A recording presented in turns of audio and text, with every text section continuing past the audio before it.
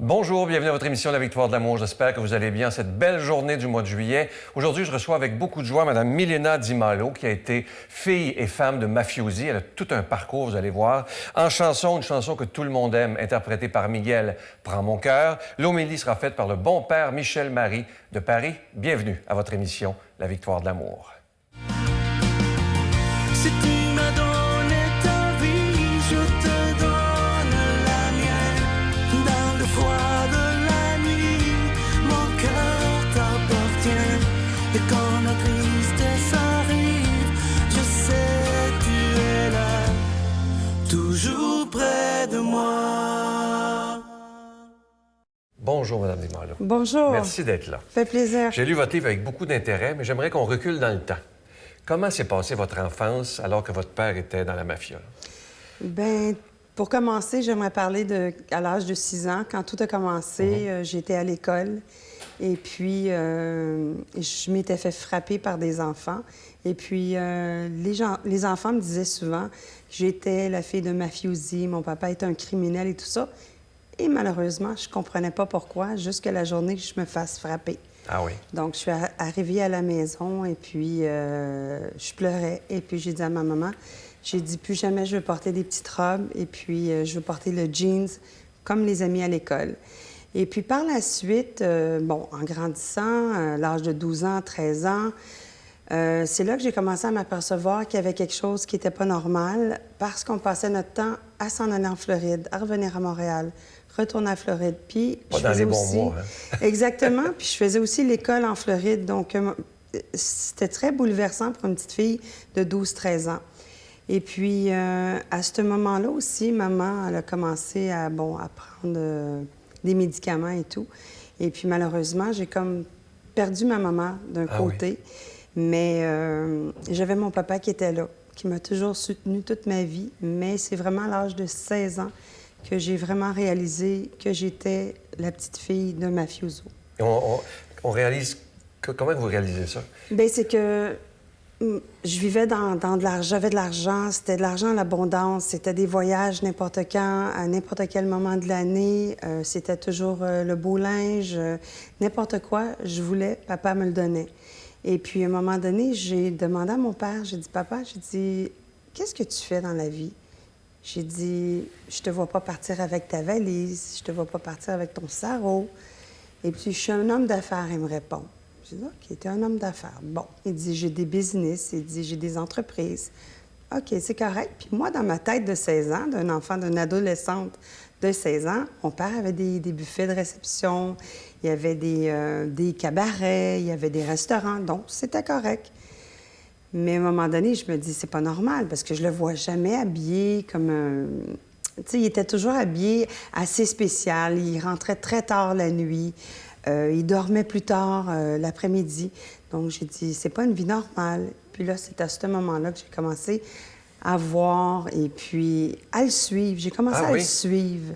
J'étais curieuse. J'ai toujours été un enfant curieuse. Même aujourd'hui, adulte, je suis encore curieuse. Et puis, là, j'ai vu qu'il y avait des choses qui se passaient qui n'étaient pas normales pour un enfant de 16 ans, naturellement.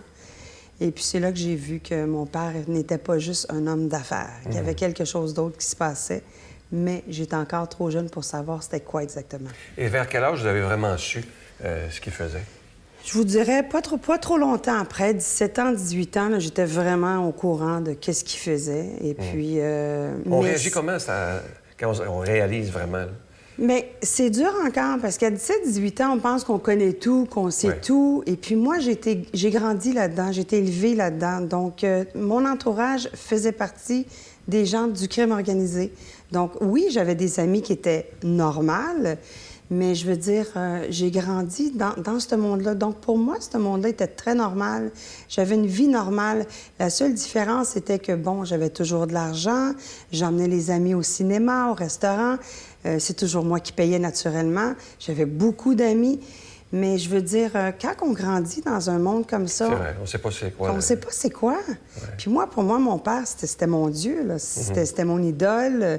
Il a toujours été présent dans ma vie, que ça soit pour n'importe quoi.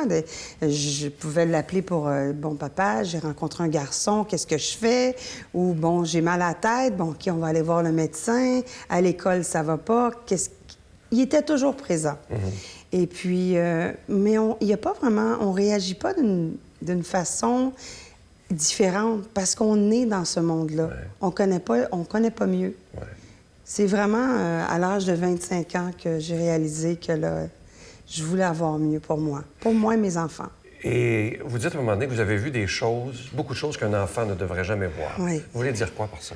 Ah, j'ai vu des hommes se faire battre, j'ai vu quelqu'un se faire tuer Hein? aussi. Ouais. Mais ça, je vais mourir avec, jamais que j'en parlerai. Je suis pas là pour faire de mal à personne, je parle de ma vie à moi.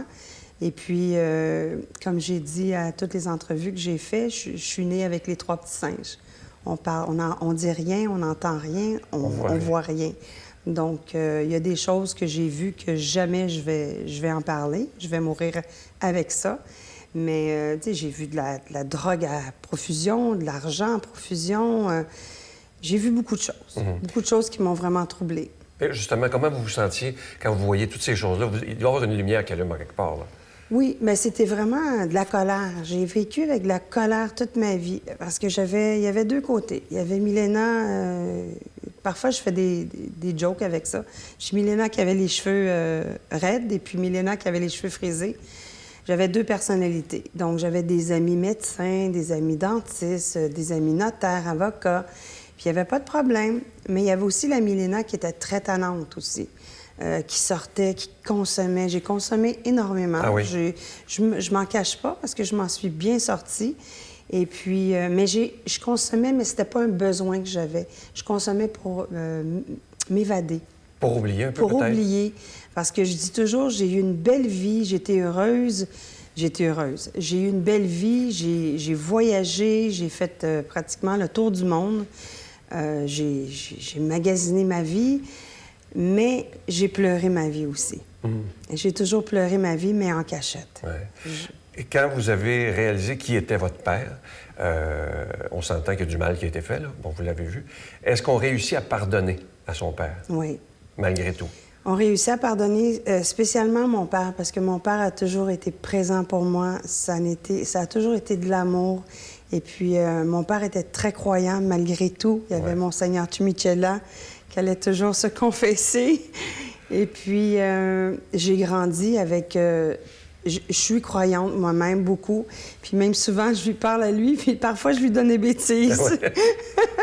Mais il est très présent dans ma vie. Et puis, je pense qu'il faut être forte, il faut être courageuse pour pardonner. Puis à un moment donné, on n'a pas le choix dans la vie, parce que on n'a pas le choix de pardonner si on veut être bien avec nous-mêmes et passer à autre chose. Ouais. Vous dites que vous avez perdu des gens que vous connaissiez autour de vous, environ 25 personnes qui ont été assassinées par le crime organisé. 26 cette semaine. Oui. Et comment on réagit dans ce temps-là? Vous avez jamais eu peur pour vous? J'ai jamais eu peur pour moi parce que, encore, je le répète, je suis pas là pour blesser personne et puis délater personne non plus. Mais c'est sûr que c'est souffrant, parce qu'il y en a parmi eux que, bon, c'est des gens qui sont venus à la maison, on allait manger au resto ensemble, c'est des gens que mes enfants ont fréquentés, les enfants de ces gens-là. Mais c'est bête à dire, mais on s'habitue. On s'habitue parce qu'on se dit, c'est un monde comme ça. Donc, soit que tu te retrouves assassiné ou en prison. Fait qu'on vient c'est quelque chose qu'on s'adapte, puis c'est dur à dire. Parce que les gens, parfois, me disent, Mylène, comment peux-tu t'habituer à des choses comme ça? C'est la vie du crime organisé. Je dis pas que c'est facile. C'est à toutes les fois que j'entends quelqu'un être assassiné ou quelque chose comme ça, ça vient me chercher, puis je retourne dans mon passé. Mais on n'a pas le choix, il faut vivre avec. Et puis, mais moi, j'ai vraiment tourné la page, là, de A à Z, de tout. Et qu'est-ce qui s'est passé à 25 ans pour que... Bon, vous avez été marié avec un mafiosi aussi. Oui. Vous avez pris une décision. Qu'est-ce que vous avez pris comme décision à 25 ans? L'élément déclencheur était que quand j'avais rencontré mon futur mari, Francesco, bon, il avait été incarcéré. Et puis, je lui avais dit, est-ce que tu crois que ça va arriver encore une autre fois? Parce que moi, je ne penserais pas être capable de vivre, de passer à travers ça. Il m'a dit non, pas de problème. Il y avait des business aussi. Et puis, quand c'est arrivé la deuxième fois, bon, la police, l'escouade, ils sont rentrés dans la maison. Ils ont tout vidé la maison, les armoires et tout. Puis ça, c'est arrivé le 17 avril. Et puis mon garçon était pour avoir 2 ans le 19 avril. Vous avez 2 enfants. J'avais mon petit bonhomme qui était couché dans son lit et ma petite fille, Alessandra, qui était avec moi. Puis elle me dit, « Maman, qu'est-ce qu'ils font tous les messieurs dans la maison? » J'ai dit, « Ils sont après mettre le spray pour les insectes. OK. Puis là, c'était l'élément déclencheur. J'ai dit, non, c'est pas vrai. J'ai dit, moi, je vais pas faire vivre ça à mes enfants. Je l'ai vécu, malgré que mon père, il était arrêté plus jeune. J'en ai pas eu vraiment conscience. Mais il était acquitté par la suite. Mais Francesco, quand il était arrêté, il partait pour 8 ans. Oh là là. J'ai dit non. J'ai dit, là, c'est là encore que je dis, le bon Dieu était là pour moi. Pour vous parce protéger, que, oui, me protéger, parce que je disais, comment je vais faire? Comment je vais lui demander le divorce? Comment qu'on fait ça avec ces gens-là? Mais ça doit avoir une peur quand même. J'avais une peur, puis malgré que Francesco, c'était un homme qui était très gentil, c'était vraiment... C'était un bon monsieur, je peux pas rien dire là-dessus. Mais j'ai eu la chance d'avoir mon père pareil pour aller le voir et dire, « Papa, je suis plus capable, je veux avoir une autre vie. » Puis il m'a répondu, « Je te l'avais dit. » Parce que mon père voulait pas que je marie Francesco. Il m'avait offert 2 voyages alentour du monde pour pas que je marie Francesco. Ah oui. J'avais refusé parce que j'étais rebelle. Mais c'est là que ça a fait un gros changement dans ma vie. Donc, j'ai demandé le divorce. Et puis, même que mes enfants étaient chez les sœurs, Marie-Clarac. Oui. Et puis, oui. Et puis aujourd'hui, ça va très bien, mais ça fait quand même longtemps que ça va bien. Là. Ça fait quand même 25 ans que j'ai quitté ce milieu-là. Ce milieu-là. Et une question délicate. Est-ce que vous avez vécu de la culpabilité d'avoir, comme à l'époque, d'avoir profité de cet argent sale, entre guillemets? Aujourd'hui, un peu, mais je serais menteuse de dire que j'ai eu de la culpabilité parce que j'étais jeune, je le savais C'est ça, pas. vous étiez un enfant. Je le savais pas, je comprenais pas. C'est sûr qu'à l'âge de 22, 23, bon, j'étais plus mature, mais encore là, à 22 ans, on pense qu'on sait tout, qu'on connaît tout, mais non, la culpabilité, non. Je m'assume, je l'ai dépensé, l'argent, j'ai eu du plaisir, mais c'est sûr qu'aujourd'hui, si j'y pense, si ça sera recommencé, non. Jamais, plus jamais. Vous dites que vous prenez une marche tous les jours dans le bois et c'est votre moment où vous discutez avec Dieu. Moment magique. Ah oui. C'est important pour vous tous les jours? Tous les jours, tous les soirs, je pars avec mon chien. J'en avais 2, malheureusement. J'en ai perdu une il n'y a pas longtemps. Je pars tous les jours, je marche, je lui parle tous les jours. Puis même parfois, ça va sembler bizarre, mais à un moment donné, j'avais beaucoup de peine et puis j'étais sur le golf. Et puis, je parlais à mon père, puis je lui disais, « Réponds-moi, donne-moi un signe que tu es là. » Puis là, je demandais, je dis, « Mon Dieu, s'il vous plaît, faites qu'il y ait un signe qui va me dire que mon papa, il est là pour moi, qui m'écoute. » Croyez-le ou non, il y a une balle de golf jaune qui est apparue à terre, puis je venais de faire le même trajet. J'ai dit, « Voyons donc, c'est incroyable. » Bien, ça, pour moi, c'est un signe. Que mon père était là, puis que lui aussi en haut était là. Je dis toujours lui en haut.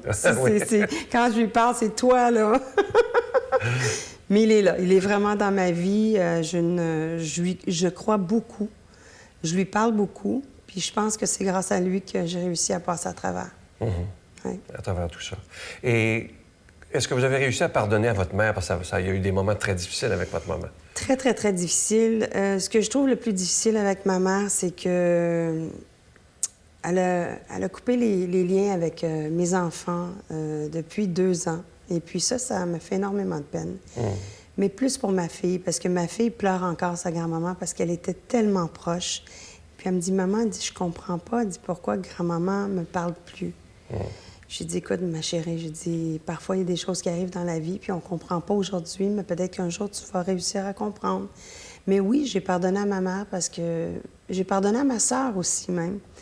Parce que je me dis, d'après moi, c'est des gens qui souffrent encore. Oui. Puis quand, dans la souffrance, c'est difficile à pardonner, à être capable de prendre de bonnes décisions. C'est pareil comme une personne qui est malade. Ils ont de la difficulté à prendre de bonnes décisions. Donc, pour moi, j'ai tourné la page, j'ai pardonné. Le pardon est extrêmement important dans votre vie. extrêmement important. Puis je me dis, un jour, j'aimerais ça aussi qu'eux apprennent à pardonner. Me pardonner à moi, je ne verrais pas pourquoi, parce que j'ai vraiment absolument rien fait à ma mère et à ma sœur. Mais j'aimerais ça qu'ils apprennent à pardonner pour eux autres mêmes, pour leur pour être libre, bien-être. hein? Oui, pour être libre. Ma dernière question, elle est Oui. très délicate. Votre papa est assassiné en 2012. Oui. Même si on ne sait pas c'est qui, même si vous vous en doutez, êtes-vous capable d'aller jusque-là, de pardonner à l'assassin de votre père? Pas encore. Pas encore parce que Ça, c'est dur. j'ai un... Bien, je suis toujours en contact avec les policiers. Puis on croit savoir qui ce que c'est. Et puis cette personne-là, je suis pas capable encore. Pas Et c'est capable. comprenable. Oui. Je vous remercie de tout mon Ça cœur de fait votre plaisir. grande franchise, vraiment. Merci beaucoup. Et je vous offre une belle chanson, on l'a choisie pour vous, interprétée par Miguel, Prends mon cœur. Merci beaucoup.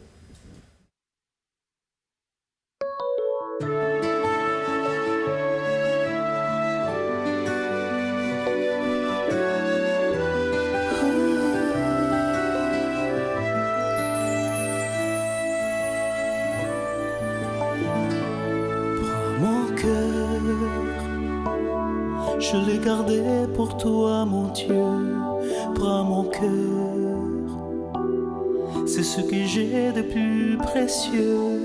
Prends mon cœur, il chantera pour toi, mon Dieu, le jour et la nuit. Tu sais, tu m'as séduit un bon matin comme le soleil qui se prend la fleur au printemps. Et chaque jour, tu viens me caresser le cœur de ton amour qui me fait chanter de bonheur, de bonheur. Prends mon cœur, je l'ai gardé pour toi, mon Dieu. Prends mon cœur, c'est ce que j'ai de plus précieux. Prends mon cœur, il chantera pour toi, mon Dieu, le jour et la nuit. Maintenant, en plein soleil de midi, je viens vers toi. Je veux te suivre dans la vie. Et aujourd'hui, je m'abandonne entre tes bras, car je sais bien que toute ma vie est faite de toi, faite de toi. Prends mon cœur, je le gardais pour toi, mon Dieu. Prends mon cœur, c'est ce que j'ai de plus précieux. Prends mon cœur, il chantera pour toi, mon Dieu, le jour et la nuit.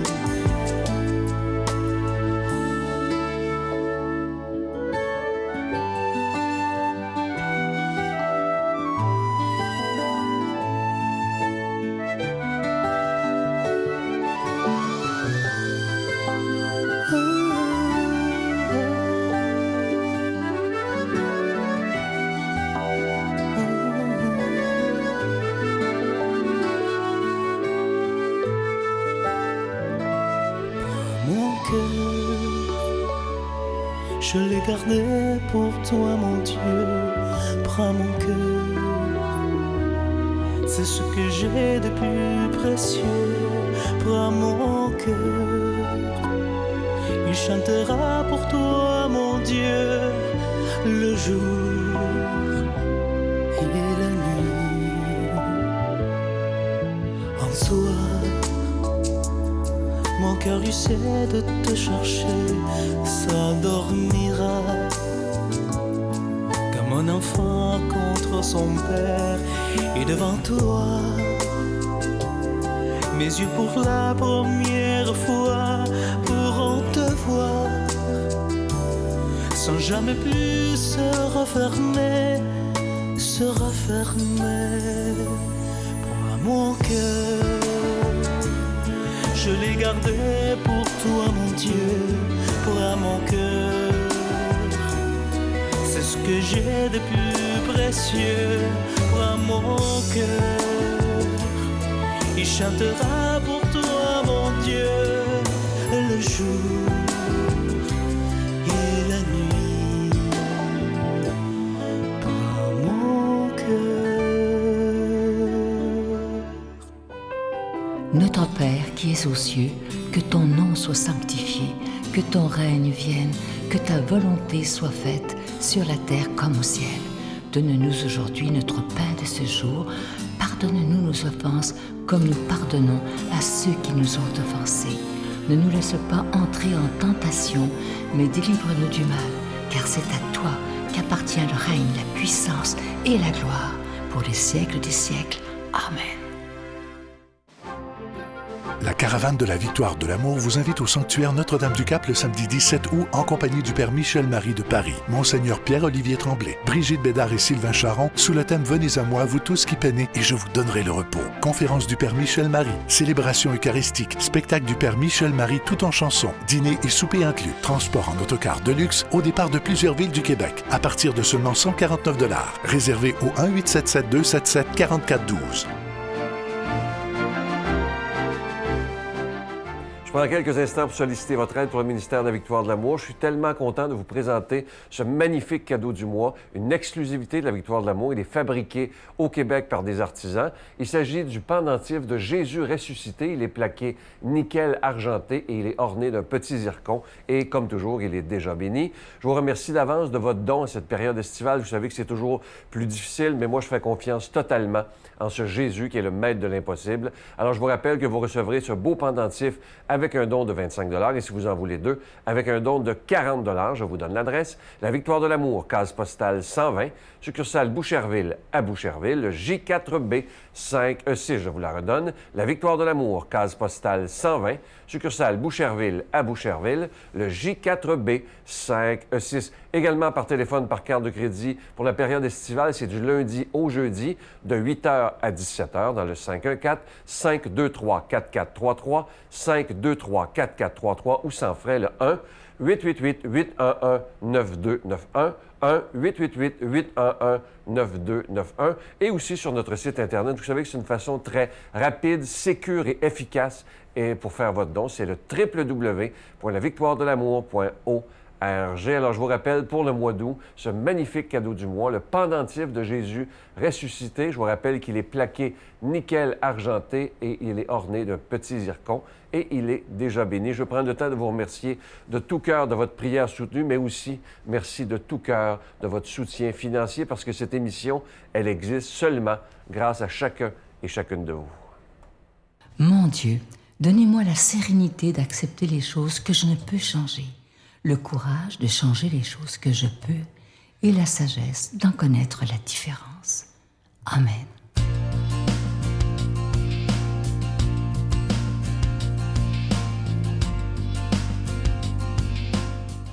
Bon dimanche à vous tous, heureux de vous retrouver.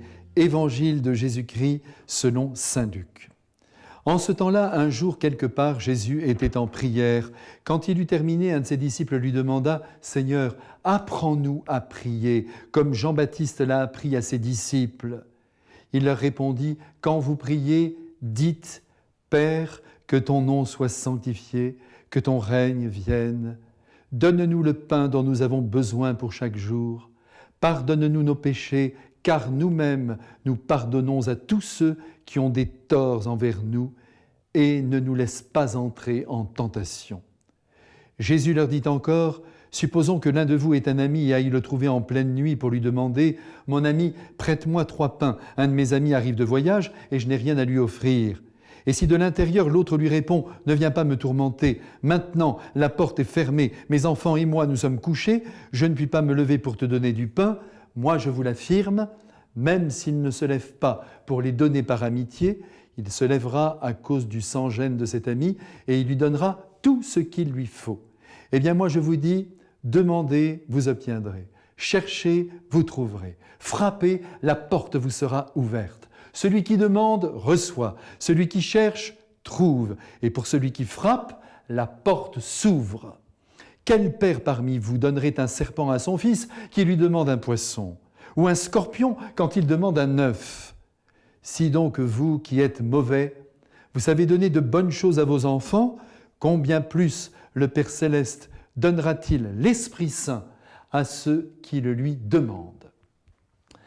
Mes frères bien-aimés, aujourd'hui nous rejoignons Jésus alors qu'il est en prière sous les yeux des apôtres, émerveillés par tant de recueillement. Il m'est arrivé parfois, comme à vous sans doute, d'être bouleversé par un visage qui prie. On perçoit alors une densité de paix et d'amour que l'on envie, que l'on voudrait vivre à son tour. Car bien souvent, il faut bien le reconnaître, en nous adressant à Dieu, on ne dépasse pas le banc ou la chaise sur laquelle on est assis. Il est si difficile de communiquer avec un Dieu invisible à nos yeux de chair. Pour parler comme un père de l'Église, parfois nous allons à la prière comme nous allons à la danse, et parfois comme nous allons au combat, à la guerre. Et pourtant, la prière est le seul moyen qui nous est offert pour communiquer avec l'au-delà, avec le ciel. Et les apôtres, attirés par le monde surnaturel et désireux de s'entretenir avec Dieu de manière satisfaisante, n'ont pas manqué de demander à son Fils de les initier à la vraie prière. Ils devaient déjà réciter de nombreux psaumes et prononcer même un grand nombre de bénédictions. Et voilà que Jésus va simplifier leur chemin spirituel en leur offrant ce fameux « Notre Père ». Jésus les plonge donc dans une prière vocale et non une prière silencieuse, une prière qui contiendrait l'essentiel à vivre. Mais attention, la prière dite vocale n'a de sens que si elle devient mentale, autrement dit, si elle est réfléchie, si elle est pensée, si elle est intériorisée. Les mots doivent être pénétrés par l'esprit et par le cœur. La prière, c'est un contact d'amour avec la divinité, et c'est pourquoi le rabâchage n'a pas de raison d'être. Les prières déjà écrites existent pour aider à créer le lien avec le Seigneur, et il ne faut pas les négliger. Elles sont, si vous voulez, comme un trampolino qui nous permet de nous approcher de Dieu, mais c'est un cœur à cœur qu'il entend vivre avec nous. Il vaut mieux dire un « je t'aime » avec profondeur que de réciter 150 Notre Père sans les penser et à toute vitesse. Saint Ignace de Loyola préconisait la récitation très lente et donc très pensée du Notre Père. Essayez, vous allez voir, c'est un très bon moyen pour entrer dans la prière. Notre Père, 2 mots simplement, et là vous vous arrêtez, et il y a déjà de quoi s'extasier. Notre Père, Dieu appartient à tous, il n'est pas seulement mon Dieu, et puis Père, il est Père, et il y a de quoi méditer pendant de longues heures sur cette grande vérité. Notre Père qui es aux cieux, et voilà que nous nous embarquons pour l'au-delà. À Dieu, nous demandons bien sûr tout ce qu'il nous faut, et en priorité, je l'espère, l'Esprit Saint, qui, présent à l'intérieur de notre être, nous éclaire, nous illumine, nous conduit de ses lumières, de manière à ce que nous puissions vivre comme le Christ. Souvent, l'Esprit Saint est inactif au plus intime de notre âme. Et vous savez pourquoi? Eh bien parce que nous ne l'appelons pas. C'est la raison pour laquelle nous avons tant de mal aussi à prier. Il vient au secours de notre prière. La Pentecôte, c'est tous les jours qu'il faut la vivre. Priez sans cesse, a dit Jésus, ce qui revient à dire « Vivez tout avec moi, ne me quittez pas d'un pouce, car moi je ne vous quitte jamais. » Et il dit vrai. La preuve, eh bien, c'est que maintenant, il vous bénit. Donc, il est avec vous, avec le Père et le Saint-Esprit. Amen. Je vous salue Marie, pleine de grâce. Le Seigneur est avec vous. Vous êtes bénie entre toutes les femmes, et Jésus, le fruit de vos entrailles, est béni. Sainte Marie, Mère de Dieu, priez pour nous pauvres pécheurs, maintenant et à l'heure de notre mort. Amen. La victoire de l'amour remercie Plancher 440 et ses partenaires Beaulieu Canada. La référence en couvre-plancher. Et Impex, pour des projets mur à mur. J'espère que cette émission vous a plu. On a vu encore une fois aujourd'hui à quel point beaucoup d'invités ici nous parlent de l'importance du pardon pour se libérer et enfin être heureux. Je vous invite à vous procurer ce magnifique livre. Il s'intitule Milena Di Malo, fille et femme de mafiosi. C'est aux Éditions de l'Homme. Je vous le dis, ça se lit comme un roman. Vous allez le lire très vite d'ailleurs. Je vous souhaite la plus belle des journées et j'ai très hâte de vous revoir demain matin. Bye!